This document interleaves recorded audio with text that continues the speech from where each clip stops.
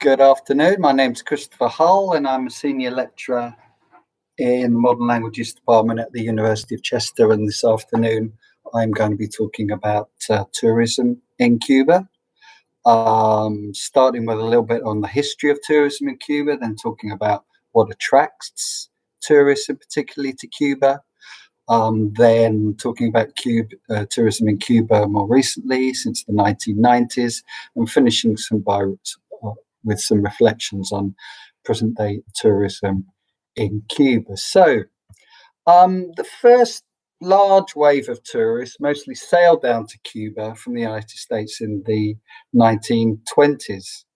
With prohibition in force, North Americans sought an escape from the clampdown on immoral behavior to indulge in hedonistic pleasures in Cuba, including the consumption of alcoholic drinks, which was obviously banned in the United States under prohibition. In the 1950s, Havana started to rival the neon oasis of Las Vegas in Nevada. Cuba happens to be closer to the eastern seaboard cities of New York and Boston than it is to Las Vegas. And for mafia bosses of casinos and nightclubs, there were less restrictions and more profits to be made in Havana than there were in Las Vegas. Tourists before the revolution, therefore, sailed or flew down to Cuba to absorb, imbibe, and perhaps even rub skin with the locals. So what is it that attracts tourists to Cuba? Well, for a start, it's unlike any other country in the world. While it does have elements in common with other Caribbean and Latin American countries, its blend of Hispanic and African cultures is unique, and it's one of only two countries in the world where a purely communist system reigns. Cuba's difference attracts. In fact, it's an exotic blend of races and cultures that can be likened to a cocktail, which is an appropriate metaphor because various cocktails served in and outside Cuba originated on the island. To name just three examples, the Cuba Libre, rum and coke, the mojito, and the daiquiri. And for research purposes only, I happen to have a couple of Cuban products here in my kitchen: Havana Club rum, Añejo Especial, and Ron Mulata. Like I say, research only. We can say, therefore, that Cuba is a heady cocktail of stimulating ingredients and provides an intoxicating atmosphere, which is an assault on the senses. And let's go through these five senses, starting with touch. You could point to the cyclones, which regularly barrel through the Caribbean. Cuba is often in the eye of these hurricanes. There's also seismic activity on the island, particularly in the eastern provinces. One could also point, of course, to dance, salsa, mambo, cha-cha-cha, all originated in Cuba. There is also ballet, not that ballet comes from Cuba, but one of its principal exponents is a Cuban, Carlos Acosta, who danced for the Royal Ballet between 1998 and 2015, and is now the director of the Birmingham Royal Ballet in this country. Moving on to sight, in terms of the five senses, it's people. The Cubans are attractive indeed. To continue the cocktail metaphor, many Cubans are a racial mix of Hispanic, African, and indigenous. There are blonde Cubans, there are brunette Cubans, there are Cubans of many different exotic mixtures. The country itself is attractive. Its urban architecture, Havana, for example, a mix of 16th to 20th century buildings in Rococo, Baroque, and neoclassical styles. Its 1950s era American cars, the Buicks, the Cadillacs, the Chevrolet, the Oldsmobiles, its countryside, miles and miles of sugarcane dotted with sugar mills, verdant fields of tobacco, the Sierra Maestra Hills in eastern Cuba, where Fidel Castro's rebels holed up during the 1956 to 1958 rebellion against the ruthless military dictator. Its beaches, particularly on its northern coast, and the Keys lying off the northern coast of Cuba.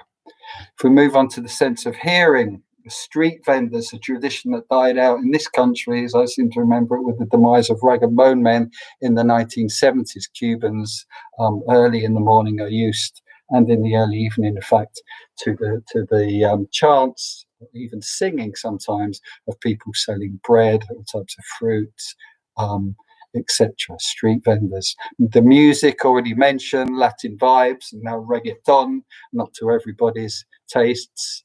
And then there's smell. We have tobacco. Some of the world's finest tobacco and most expensive cigars come from Cuba, particularly from the western provinces of Pinar del Rio, and brands such as Montecristo, Romeo y Julieta, Partagas, Coiba, the indigenous name for tobacco when the Spanish arrived in 1492. Even the brand Churchill, in honour of this country's wartime prime minister, was a walking advert for the world's finest cigars. Continuing with smell, the odor of rum, and even human sweat, because Cuba happens to be in the Caribbean and is stiflingly hot, not to mention the petrol and diesel fumes on Cuba's streets. And then taste, rum again, tobacco again, tropical fruits, the mango, the papaya, guava. So all in all, Cuba is an exhilarating destination. Another ingredient to add to the exotic cocktail is history and politics. Cubans struggled for much of the 19th and 20th centuries for emancipation from foreign domination and indirect control. Only several decades after mainland Spanish-American colonists freed themselves from Madrid's rule did Cuba finally achieve its independence at the turn of the 19th and 20th centuries. But US imperialism and hegemony in the form of a protectorate and close economic ties led to economic prosperity, but these economic riches were very unequally divided in the island, and there was lingering resentment at Washington's role in securing Cuba's independence, and then political and economic interference from then on, and these were part of the explanation for the Fidel Castro-led Cuban Revolution of 1959. Soon after the 1959 Cuban Revolution, deep political, economic, and cultural influence from the United States was replaced by a political and economic alliance with the Soviet Union. Cuba adopted a tropical variant of Eastern Bloc communism at the height of the Cold War, and its revolution is still ongoing now, more than 60 years later.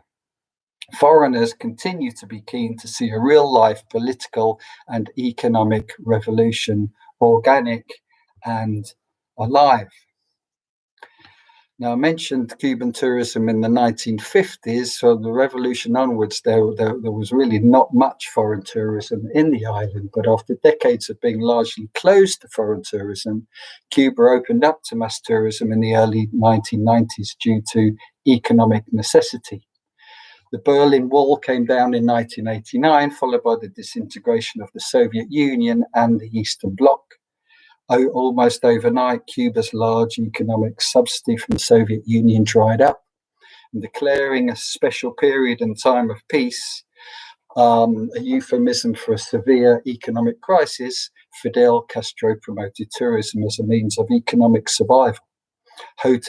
Existing hotels were refurbished, and foreign partners financed new hotel construction and the opening up of tourism of small keys off the island's northern coast. What attracted and continues to attract many foreign tourists was an urgency to see the island before it changes and loses its unique character. At least that is their fear.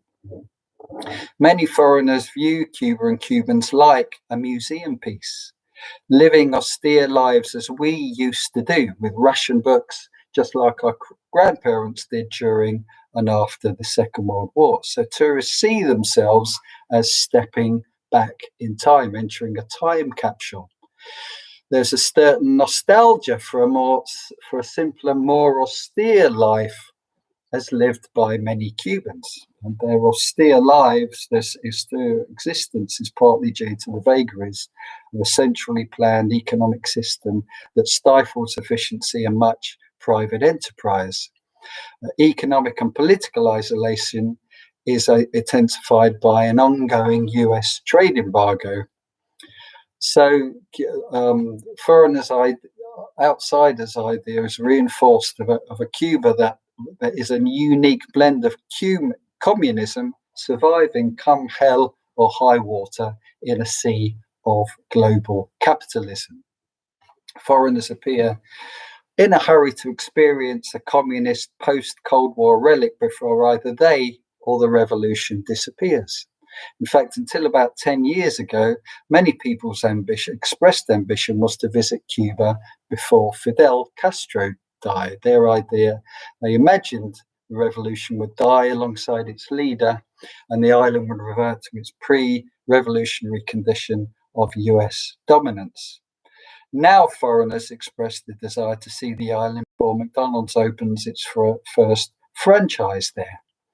There's a fear that its urban landscape will mimic high streets in much of the Western world, a homogenized mishmash of global brands. So foreigners do see Cuba as a type of revolutionary theme park.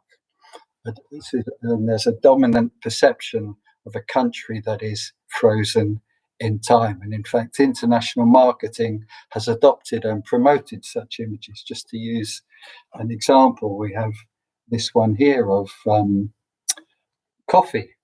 You can see the Havana there on the front, an old American car. But I've looked up and down. I've looked at all the text on the jacket here and on the coffee itself, and I can't actually see where this coffee is from. I've got an idea that it's not from Cuba at all, and that it's just the Cuban branding that is used to sell it. So where are we now then with regards to tourism in Cuba? More recently, under the final year of Barack Obama's presidency, Cuban tourism started to open up in a big way to US tourists, particularly on cruise ships. Compared to 10, 15 years ago, when most restaurants were drab and state-run and the food often unpalatable, Cuba's culinary offering has much improved. Swanky, privately run restaurants and bars serve much more palatable food. Private accommodation and hotel accommodation is much improved. Airbnb has started to take off with luxury apartments and houses for rent. The internet and Wi-Fi also arrived in Cuba a few years ago, exciting younger generations of Cubans. And a whole swathe of new foreign investment, including from France, Spain, Qatar, has transformed Havana's skyline with many new swanky hotels.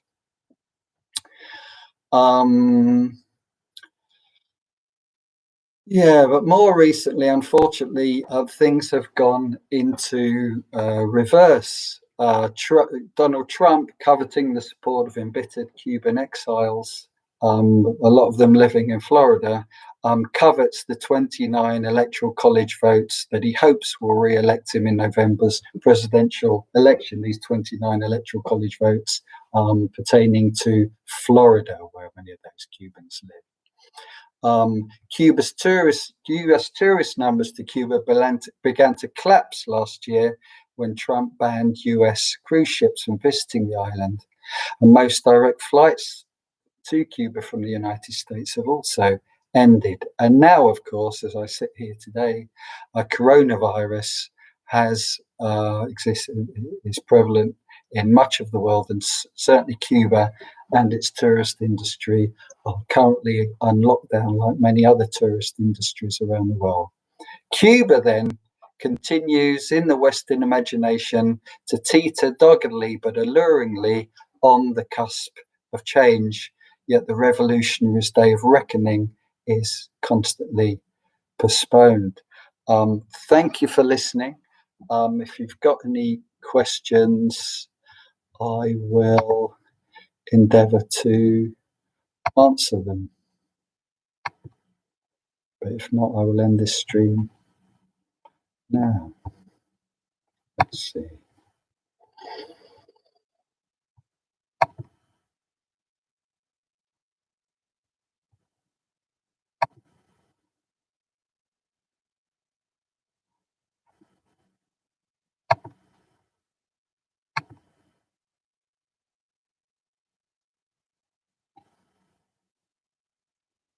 Okay, I can't see any, but I can't see any questions there. But listen, if you want to write some, I will endeavour to answer them in due course. Thank you very much for listening.